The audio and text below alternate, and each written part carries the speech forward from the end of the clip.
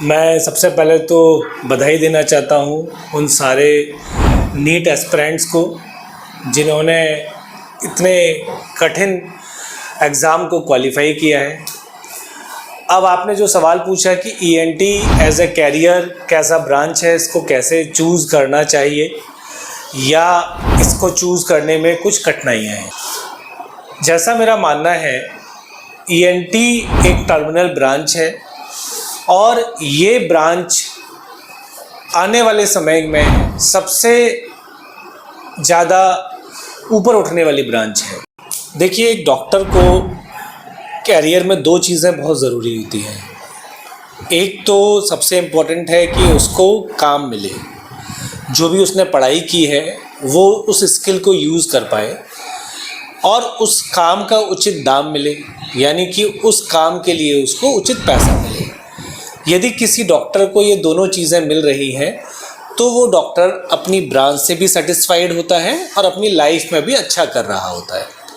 ये ब्रांच इन दोनों ही चीज़ों में बहुत ही बैलेंस्ड ब्रांच है और आपको ये जानकर हैरानी होगी, आमतौर पर ये माना जाता है कि डॉक्टर्स की जो फैमिली लाइफ है वो बहुत गड़बड़ होती है, वो समय नहीं दे पाते हैं क्योंकि पेशेंट से पूरे समय घिरे रहते हैं। शुरुआत में कोशिश होती है कि भाई हमको दिखाने के लिए मरीज़ आएँ और एक बार मरीज़ आने लगते हैं तो फिर वो उनसे घिरने होने के बावजूद कुछ प्रॉमिसेस के कारण वो अपनी फैमिली लाइफ को टाइम नहीं दे पाते हैं।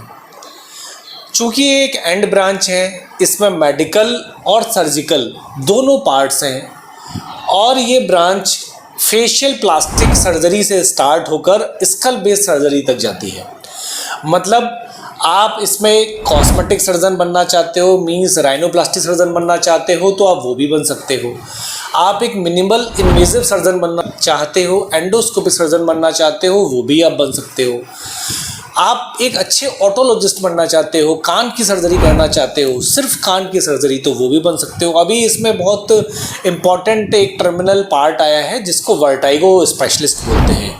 ब्रांच का एक और सबसे अच्छा इम्पॉर्टेंट फ़ायदा है कि जब आपको लगता है कि आपने सारा जीवन सर्जरीज़ कर लिया है, अब आप 60 प्लस 65 प्लस हो गए हो, आपको सर्जरीज़ नहीं करना है, तब आप आगे का लाइफ एक फिजिशियन बनकर भी पूरा ज़िंदगी कवर कर सकते हैं। तो ये branch ENT head and neck surgery के नाम से जानी जाती है। इस ब्रांच में आप कान से लेकर पिट्यूटरी सर्जरी तक कर सकते हो, आप लैटरल स्कल बेस कर सकते हो। बहुत सारे न्यूरोसर्जन्स होते हैं जो कि एंडोस्कोपिक सर्जरी में उतने ज़्यादा ट्रेंड नहीं होते हैं। हर ब्रांच की तरह इसकी भी अपनी 3 साल की रेजिडेंसी होती है। अच्छी बात यह है कि जब मैं रेजिडेंट था, मैंने किंग जॉर्ज मेडिकल यूनिवर्सिटी से किया, जो कि एक प्रतिष्ठित यूनिवर्सिटी मानी जाती है।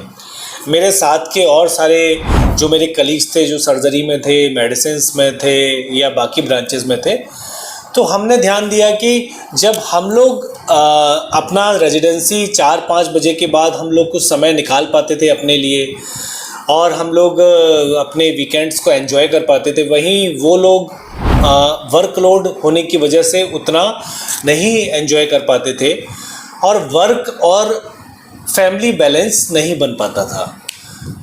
समय के साथ साथ ऐसा होता चला गया कि इमरजेंसीज़ आपको कितने समय की और कितनी देर की डील करनी है, ये भी आपके ऊपर ही डिपेंड करता है। बाकी कुछ ब्रांचेस ऐसी हैं जिनमें ये चीज़ आपके हाथ में नहीं होती है। आपको वो इमरजेंसी है तो वो आपको डील करनी ही पड़ेगी, you have to do that. Otherwise वो मेडिकली भी ठीक नहीं है और पेशेंट के लिए भी ठीक नहीं है। तो मेरा ये मानना है कि ये ब्रांच हर तरीके से आपके लिए सूटेबल है और आने वाले टाइम में ये सबसे प्रमुख ब्रांचों में से एक ब्रांच है। सो मेरे हिसाब से ENT as a career is the best branch. आप इसको चूज़ कर सकते हैं, इसको चूज़ करना चाहिए। सिर्फ आपको रेजिडेंसी के अलावा कुछ फेलोशिप्स करने का ज़रूरत होगा ये आपके इंटरेस्ट पे डिपेंड करता है। जैसा मैंने बताया कि आप फेशियल प्लास्टिक सर्जरी में कर सकते हो, अभी आप MCH भी कर सकते हो, आप ऑन्को सर्जरी को ऑप्ट कर सकते हो, प्लास्टिक सर्जरी ऑप्ट कर सकते हो, आप स्कल बेस्ड सर्जरीज कर सकते हो, आप रेगुलर ENT सर्जरीज कर सकते हो, आप बहुत हैक्टिक लाइफ नहीं चाहते हो, आप सिर्फ मेडिसिन के ENT फिजिशियंस भी बन सकते हो। इसके अलावा आप वर्टाइगो स्पेशलिस्ट, एलर्जी स्पेशलिस्ट, ये सब भी बन सकते हो। तो इतना सारा डाइवर्जन ना तो किसी ब्रांच में है और ना ही कोई ब्रांच इतना कूल है। तो एज ए ENT स्पेशलिस्ट मैं इस ब्रांच से बहुत खुश भी हूँ और मैं आप लोगों को भी ये सलाह देता हूँ कि आपको ये ब्रांच एज ए कैरियर जरूर ऑप्ट करना चाहिए।